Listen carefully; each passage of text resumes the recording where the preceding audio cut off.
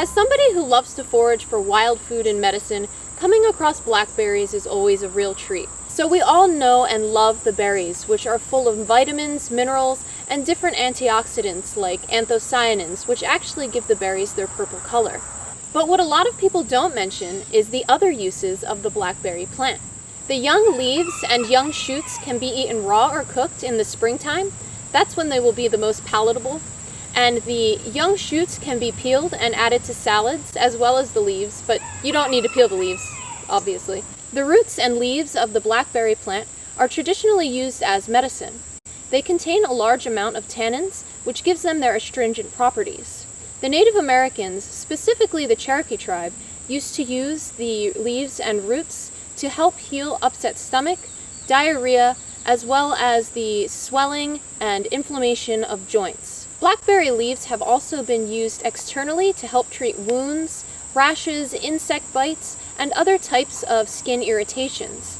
An extract made from the leaves has also been used to help treat bleeding gums, inflamed gums, mouth ulcers, and sore throats. So today what I'm going to be doing is making a syrup from the roots, the leaves, and the berries, and I'm going to be finding whatever berries I can find that are left on the bushes.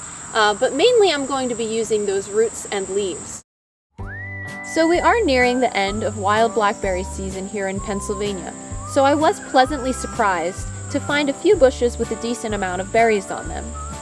And I know that traditionally the roots and leaves were mainly used medicinally, but I figured with a combination of the berries and the honey that I'm using to make the syrup, the flavor will be much better.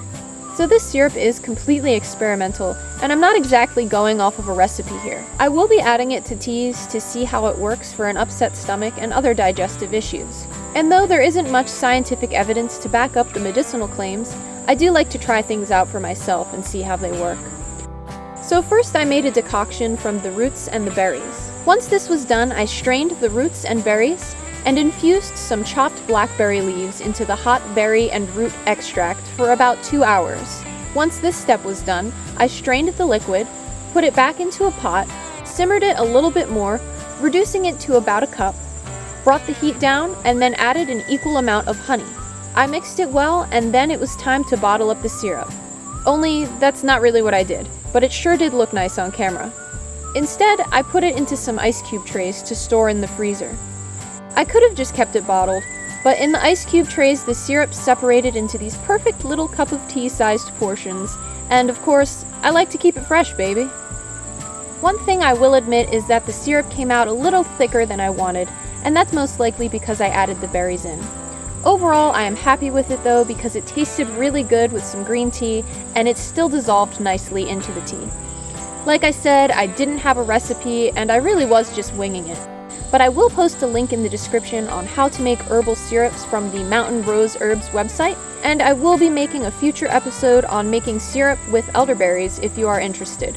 So thanks for watching today's video, and remember to always keep it fresh, baby.